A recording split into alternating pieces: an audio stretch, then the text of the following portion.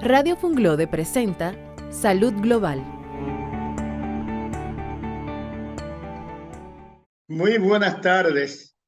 Les habla el doctor Héctor Eusebio en su programa Salud Global.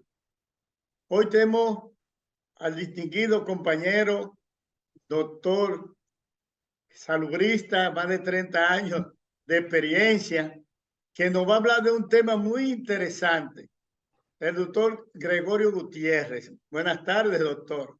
Buenas tardes, doctor Eusebio. Un placer estar con usted.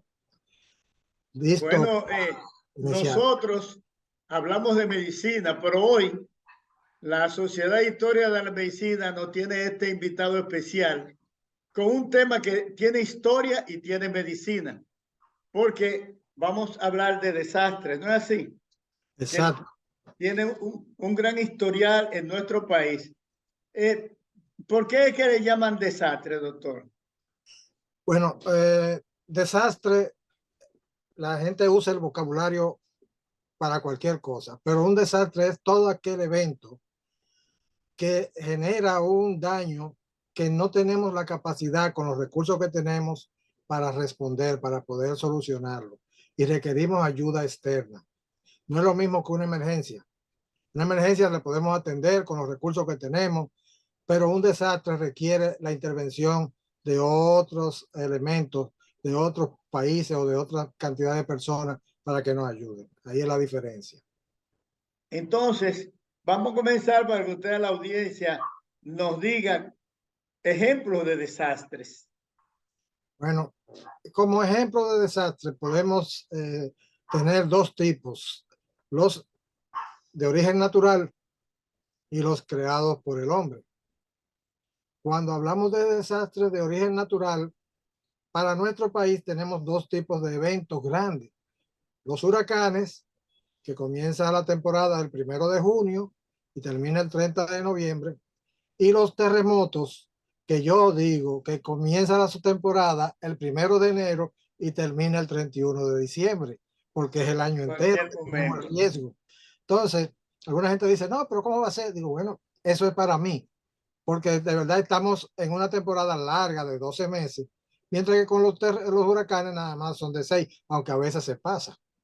Entonces, esos eventos generan desastres. Ejemplo de el huracán David, el huracán de San Zenón, el huracán George, que requirieron que vinieran de fuera a ayudarnos, especialmente David, que generó un daño tan tremendo a nivel del sistema eléctrico telefónico que tuvieron que venir personal de Puerto Rico y de Estados Unidos que manejaban el sistema telefónico para reinstalar la red. Asimismo, nos afectó George con la destrucción de una gran cantidad de viviendas y la afectación de vías terrestres y de hospitales. San Zenón, que fue el primero que se registró grande en la época moderna, generó muchísimo daño también y destruyó prácticamente la capital. Solamente se salvó la zona colonial y parte de Ciudad Nueva, que era de lo que existía antes, y se requirió ayuda. Ahora, con San Zenón no hay tanta información, motivado a que fue en el periodo en que la era, como decíamos, ya que Trujillo estaba acabando de coger el poder y retuvo mucha información. Con respecto a los terremotos, pues nosotros tenemos grandes eventos que han impactado la isla desde que comenzó el registro histórico con la llegada de los colonizadores. El primer gran evento que hubo fue el 2 de marzo, 2 de mayo de 1551, 2 de mayo, que destruyó la ciudad. La ciudad de Santo Domingo estaba ubicada en lo que es ahora Villa Duarte, para que las personas lo entiendan más fácil, en la zona de Villa Duarte, la zona de cercana al Faro. Al ocurrir ese terremoto, pues hubo que mudar la ciudad y le tocó a Fray Nicolás de Obando realizar esa mudanza. Cuando a la hora de la verdad vieron la población como lo que quedó en pie fue solamente el hospital de San Nicolás de Bari y algunas estructuras de mampostería, aprovecharon y construyeron todo de este lado. Y ese es un ejemplo pequeño porque no había tanta población, pero eventos grandes que hemos tenido de terremoto. 1946, que fue el terremoto de Nagua, Matancita, que su epicentro fue en Miches y generó una gran destrucción en la zona, que se habla siempre de que el poblado de Matancitas fue borrado del mapa por un gran tsunami que se presentó. Y eso requirió ayuda también, o sea, son grandes... Perdón, doctor, pero que los tsunamis aquí no se ven casi, pero es otro fenómeno tremendo, ¿no? Sí, generalmente los tsunamis son por efecto de algún maremoto. El maremoto es el temblor en el mar. Ok. Cuando ocurre eso o ocurre un sismo en la costa que hace efecto en el mar, ocurre los maremotos, que es el desplazamiento de las aguas del mar, que se retiran y después regresan con grandes olas. Y nosotros tuvimos muchas historias. Asua fue destruida 3 veces por un movimiento sísmico y su maremoto. La capital también fue afectada, eso ya en los años de 1700. Por eso se mudó Asua de donde estaba, de Pueblo Viejo, a la posición actual que tiene la ciudad de Asua. Para 1842, nosotros tuvimos en la isla el evento que se considera uno de los eventos mayores registrados, que fue medido para la época en la escala de Mercalli modificada, que tiene valores del 1 al 12, fue medido como 12, o sea, una destrucción total, y fue en la zona norte del país, lo que es ahora Haití, y fueron varios días de movimiento desde mayo, 7, 8, 9, 10, 21 de mayo de 1842. Y ese destruyó todo. Pero previamente teníamos eventos como el que destruyó a Santiago, el que destruyó La Vega. O sea que nuestro país está, para decir, como todo el mundo habla de que nosotros estamos bien, que estamos en una zona de alta actividad sísmica por nuestra ubicación geográfica. Estamos sobre una placa que hace interacción con otra, o sea, choca. Es la placa del Caribe sobre la que estamos y choca esa placa con la placa de las Américas, que lo que hace es, esa interacción hace subducción, se mete por debajo de una, como si fueran dos platos que van en una bandeja y hay uno que se mete debajo del otro. Así mismo pasa con esa actividad. Doctor, y con relación al aspecto humano en esos grandes acontecimientos, las muertes, los heridos, ¿qué puede decirnos? Ese periodo por ejemplo, el sismo de 1842, que destruyó todo. La atención fue enorme porque la población fue la isla entera. O sea, en ese momento República Dominicana como país no existía, era la isla. Y se vio afectada y hubo todo el que estaba disponible, la iglesia, los médicos que habitaban en la isla, comenzaron a prestar atención a la gente. Hubo muchos muertos, muchos fallecidos y muchos lesionados causados por eso. Pero no había una organización tan grande como tenemos ahora a nivel de respuesta hospitalaria. Pero sí hubo mucha atención. En el terremoto del 46, pues la parte norte, la zona de Nagua, Puerto Plata, San Francisco de Macorís, la misma ciudad capital, Santiago, se vieron afectadas y los centros de salud se vieron impactados. Por ejemplo, en el San Francisco de Macorís, en el Hospital San Vicente de Paúl, lo que era la sala de cirugías colapsó completo, el techo cayó y afectó todo lo que es el hospital. Había un hospital cercano también, el de maternidad, se llamaba Julia Molina, que hubo que ser evacuado. Entonces, destrucción completa, farmacias, centro consultorio, clínicas pequeñas, hospitales, se vieron afectados y la respuesta de salud fue en un sentido rápida y efectiva para atender a esa población. Así mismo pasó en Santo Domingo, pero no con el colapso de hospitales, sino también agrietamientos y zonas que fueron muy afectadas por la cantidad de réplicas.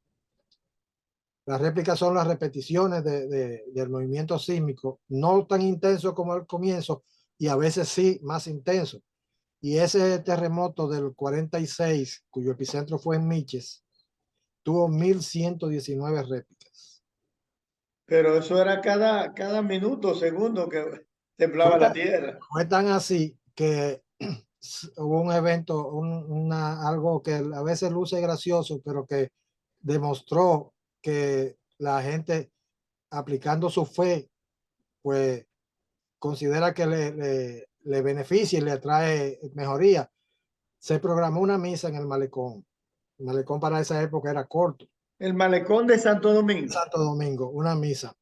Y durante la misa, toda la gente había bajado, había venido gente del interior, toda esa cosa, estaban rezando. De repente, y eso no fue que yo lo viví, sino me lo contó mi mamá, que estaba ahí, y un periodista de La Nación que lo escribió, y después en el Hospital Darío Contreras nos encontramos y él estuvo narrándome y me enseñó todos los recortes de las informaciones que le escribió. A una persona le dio un ataque de gota, de epilepsia. La gente le decía la gota o el mar. Le dio el mar. ¿Cómo manejaba la gente a esos pacientes? Lo ponían en el suelo a un lado y si aparecía agua, le echaban un jarro de agua o una cubeta de agua para calmarle la convulsión. En el momento en que está todo el mundo concentrado, llega alguien y ve al hombre todo mojado, tan cerca de la orilla del mar, en el malecón, y pregunta, ¿qué pasó? Alguien le dijo, le dio el mar. Y el hombre entendió que fue el mar que le había dado. Y si el mar llegó hasta donde estaba ese sitio, se estaba metiendo otra vez. Y ya usted sabe la estampida que generó ese hombre voceando que el mar entró. El corre-corre fue enorme. Tremenda anécdota. Sí, y salieron. Bueno, mi abuelo tenía un negocio ahí en la Máximo Gómez, en la San Martín con Máximo Gómez, porque estaba cerrada, de ahí hacia arriba estaba cerrado por el aeropuerto, pero era la salida hacia el Cibao. Y él veía a la gente tocando bocinas y los carros pasándolo, y le preguntó a alguien que qué pasaba.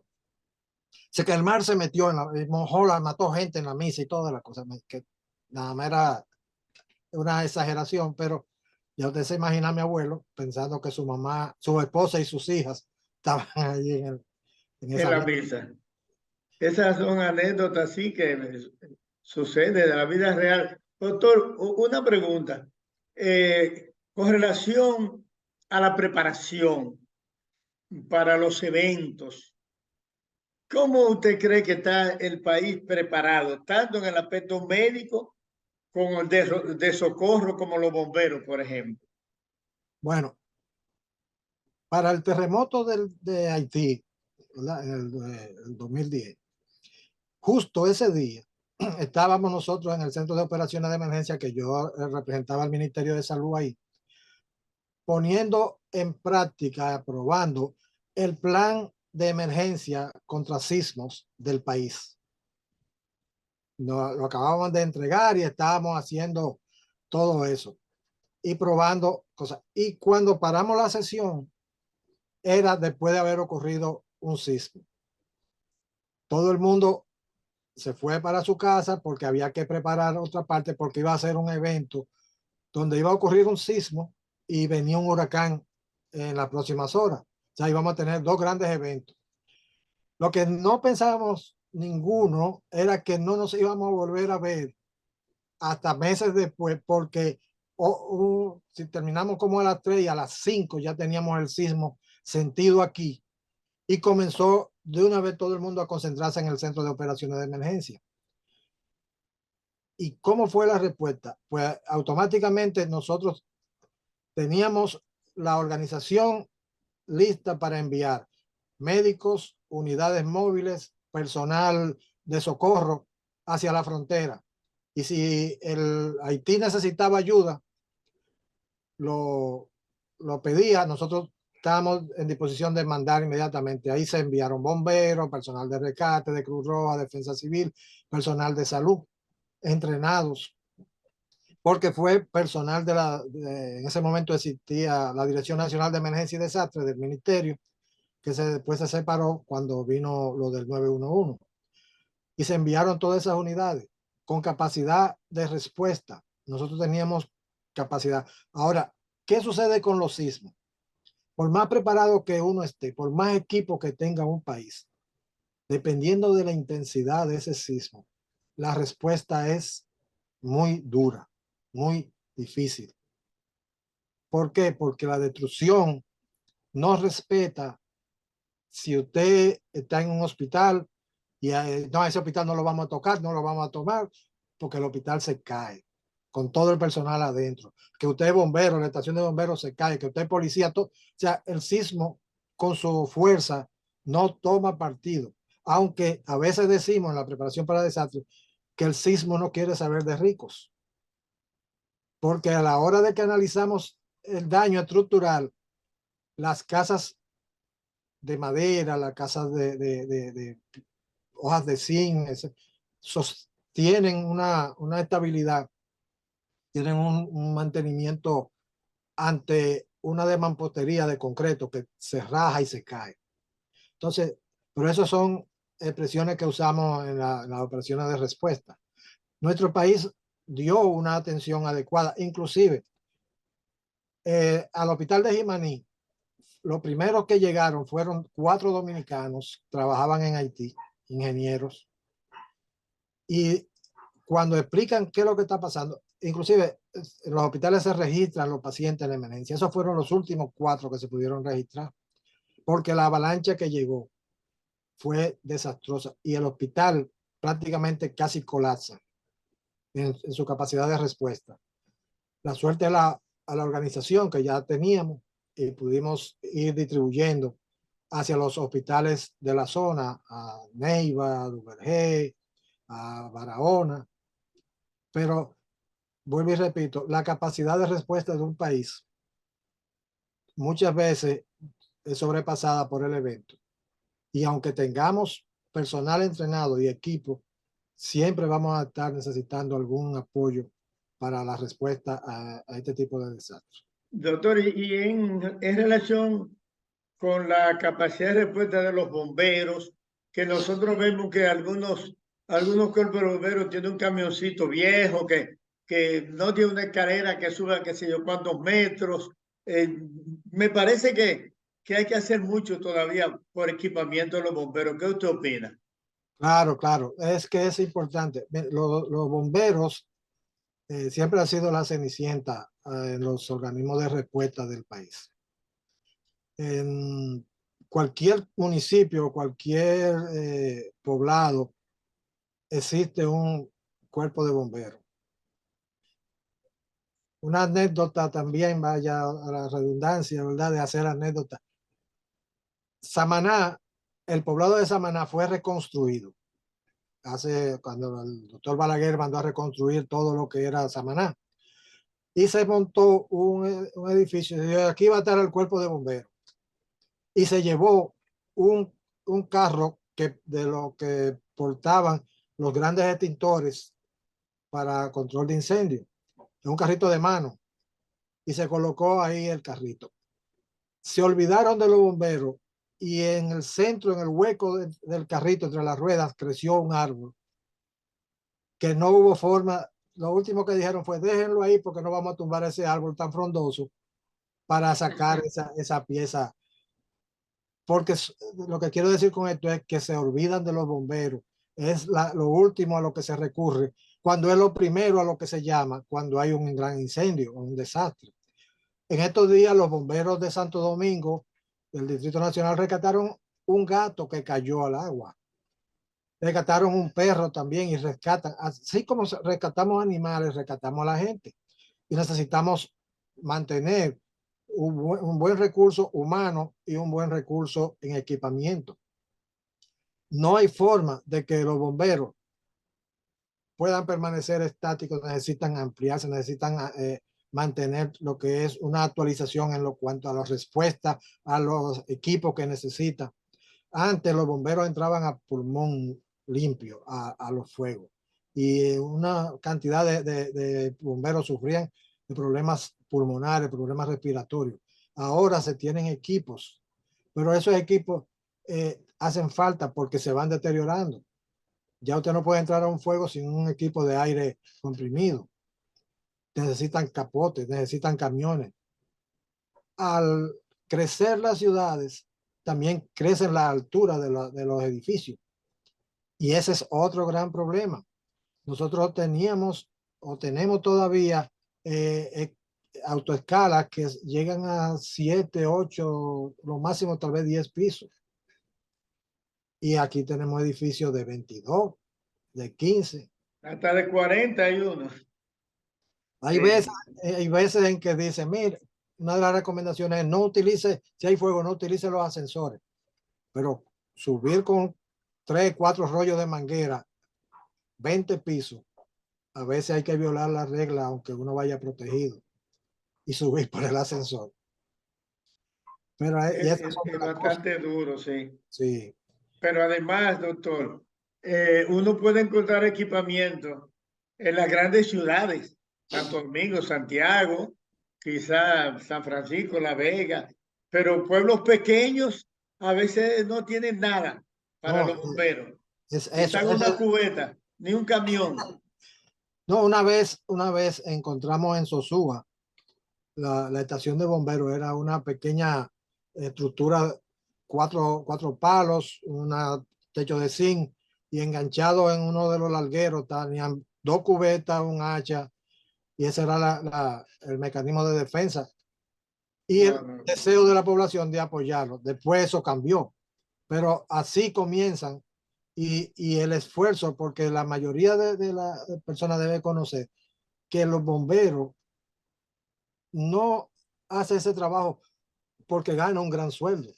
Muchas veces lo hace de forma voluntaria. Una gran parte de nuestros bomberos son voluntarios. Y el sueldo que están ganando, aunque ahora le van a hacer reajuste, no es lo mismo, no es un sueldo que usted diga, bueno, con eso ya yo puedo estar tranquilo. El bombero tiene que después que sale de servicio volver, ir a un sitio a hacer otro trabajo.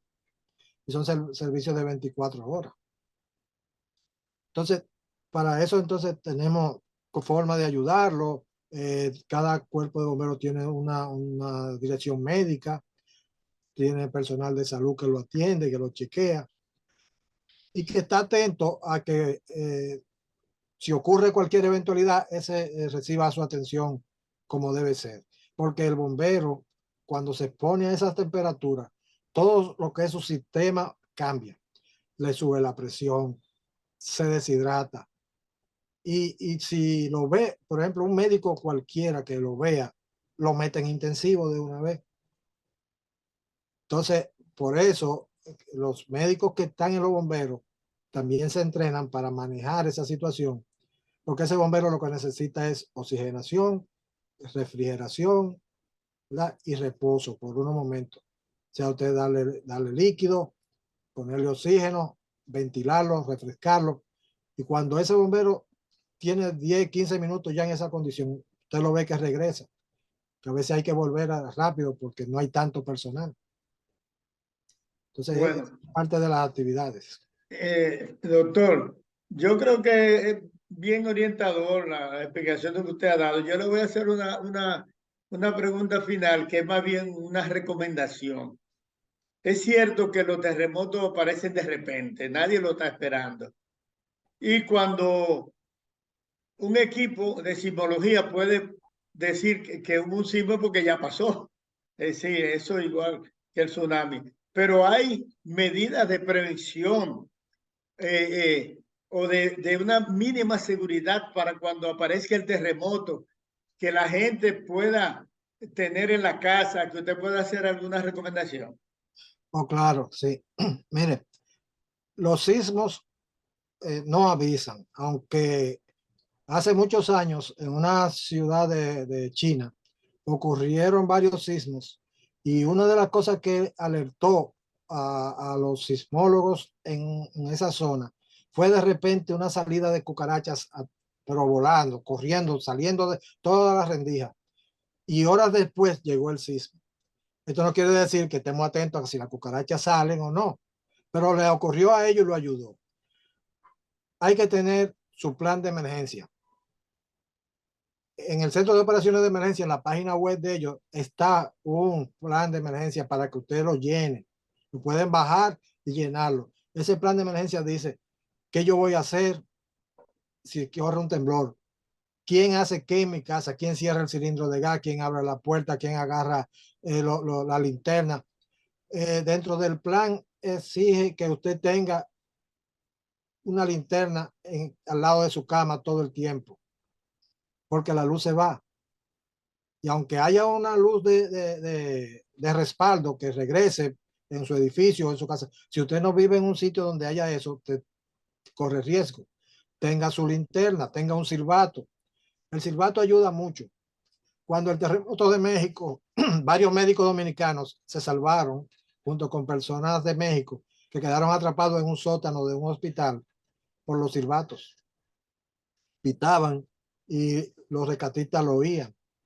Asimismo, usted tiene todo lo que es ese plan y detalla dónde se van a reunir, hacia dónde van a salir, dónde se van a dirigir. Si usted, como padre de familia o madre de familia, no está en su casa, en ese plan dice que su familia se va a reunir en un punto y usted va a ir a ese punto para que no salgan a buscarla como loco y que yo no te encuentro y que tú no apareces.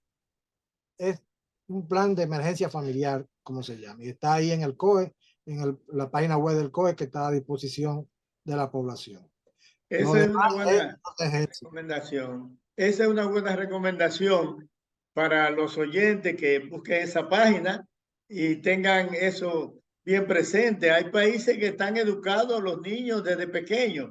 Yo me sorprendí una vez que yo fui como en el 2008 a Japón y en el hotel había una linterna al lado de la cama. Y yo me pregunté, pero yo pensé que aquí no se iba la energía eléctrica porque esta gente tiene todas las facilidades. Y entonces le pregunto a una persona y me dice, no, es que aquí tiembla mucho la tierra y esa linterna es porque si tiembla la tierra entonces tumba la energía y usted tiene que alumbrar para salir si es de noche. Y ahí en ese momento fue que yo me di cuenta, de manera que esas recomendaciones que hace el COE, que usted ha mencionado del pito, el silbato, dónde colocarse, la linterna, son fundamentales. Y Yo algo creo que importante, doctor, antes de la educación a nivel escolar. En las escuelas debe capacitarse a los estudiantes en todos los niveles para que manejen esa información.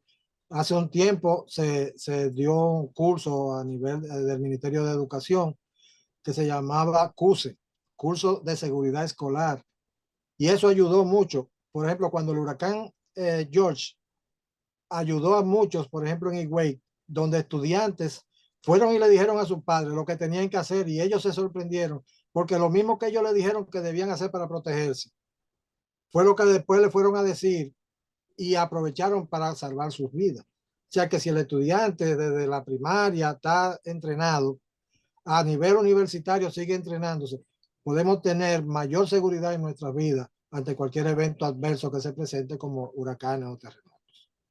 bueno, pues con estas recomendaciones hemos llegado a la parte final de nuestro programa de hoy, dando las gracias al doctor Gregorio Gutiérrez por toda su explicación y las recomendaciones que nos ha hecho.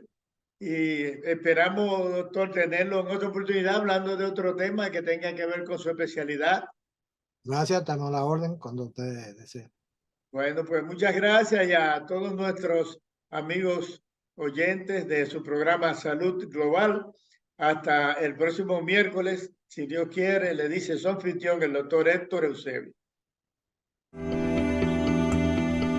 Radio Funglode presentó Salud Global.